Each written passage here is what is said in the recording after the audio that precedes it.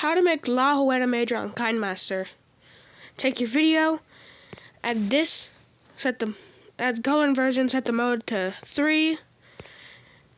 Go to color changer and set the offset to 360 and hue to -86.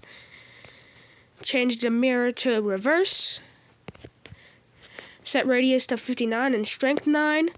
And add these pitches: -1, -2, -3, -4, -5, -6, and -12. And there you have it, La Hoguera Major.